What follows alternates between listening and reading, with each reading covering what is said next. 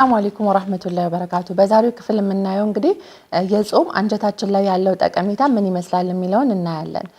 ይህም ምንድነው?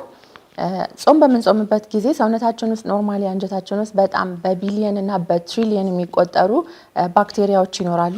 ሁሉም ባክቴሪያዎች ደግሞ መጥፎ አይደሉም። አንዳንድ ባክቴሪያዎች የራሳቸው የሆነ ፖዚቲቭ ጥቅም ያላቸው ባክቴሪያ አይነቶች አሉ። እነዚህ ማይክሮባዮታዎች እንግዲህ በምንጾምበት ጊዜ ቁጥራቸው ይጨምራል። ምክንያቱም ባድ ባክቴሪያ የምንላቸው ባድ ማይክሮባዮታዎች ምን ይሆናሉ? ምን ይፈጠራል?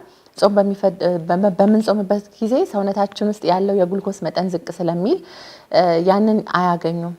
ያንን ደግሞ ካልተመገቡ ህመም ለማምጣትም አቅሙን አያገኙም ማለት ነው። ስለዚህ ቁጥራቸው ይመናመናል። እነዚህ ደግሞ ጥሩ የምንላቸው ማይክሮባዮታዎች ቁጥራቸው ይጨምራል ማለት ነው። ታዲያ እነዚህ ቁጥር መጨመር ምንድነው ጥቅሙ? አንደኛ አንጀታችን ራሱን ሪኒው እንዲያደርግ እንዲያድስ ያንን ለማድረግ ያፋጥናሉ። ሁለተኛ ደግሞ የተለያዩ ሆርሞኖችን የገት ሆርሞኖችን የአንጀታችንን ሆርሞን ስርዓት ሲስተም ያስተካክሉልናል። ከዛም በተጨማሪ ደግሞ የሚያደርጉት ምንድነው? ህመምን የመከላከል ብቃታችንን እንግዲህ የራሳቸውን አስተዋጽኦ ያደርጋሉ። የአንጀታችን ጋር ያሉት ባክቴሪያዎችና የአእምሯችን ብቃት ድባቴ የመቀነስ አእምሯችን በጥሩ ሁኔታ እንዲሰራ የራሳቸው የሆነ ጉልህ ሚና አላቸው ማለት ነው። ስለዚህ ጾም በምንጾምበት ጊዜ እንግዲህ እነሱን እያገዝናቸው ራሳችን እንዲታደስም እያገዝን ነው ያለነው ማለት ነው። አመጋገባችንን በማሻሻል እነዚህን ሴሎች እንዲጨምሩ ማድረግ እንችላለን። ከዛም በተጨማሪ የተለያዩ ጥናቶችም ኢቭን ክሊኒካል ኦንኮሎጂ አሜሪካን ክሊኒካል ኦንኮሎጂ ላይ ፐብሊሽ የተደረጉ ጥናቶች የሚያሳዩት ጾም ምን ያህል እንግዲህ ለሰውነታችን ጤንነት በርካታ አስተዋጽኦ እንደሚያሳይ ነው። ይህን ይመስላል። ረመዳን እየጾምን ቆይተናል። አሁን ደግሞ ወደ መገባደጃው ደርሰናል።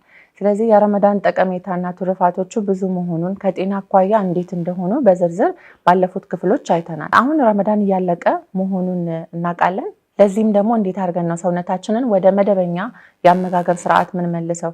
ብዙ ነገሮች የተቀየሩ ነገሮች አሉ። ለምሳሌ አሁን የአመጋገብ ስርዓታችን ተቀይሯል።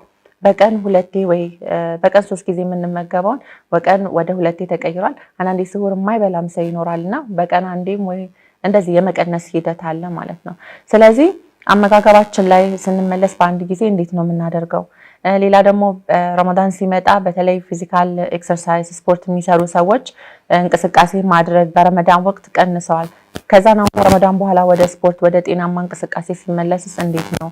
ከዛም ባሻገር ረመዳን እንደምናውቀው ብዙ ላይክ ኢሞሽናል ሜንታል ቤኔፊቶች አሉት። ራሳችንን ራስ የመግዛት ሰልፍ ሪዚሊየንስ በብዙ ነገሮች ላይ ራስን ሰልፍ ዲሲፕሊናችን ራሳችንን የመግዛት ሁኔታችን ብዙ ነገር ተሻሽሏል እና ከዚህ ረመዳን በኋላ እንዴት አድርገን ነው የምንቀጥለው?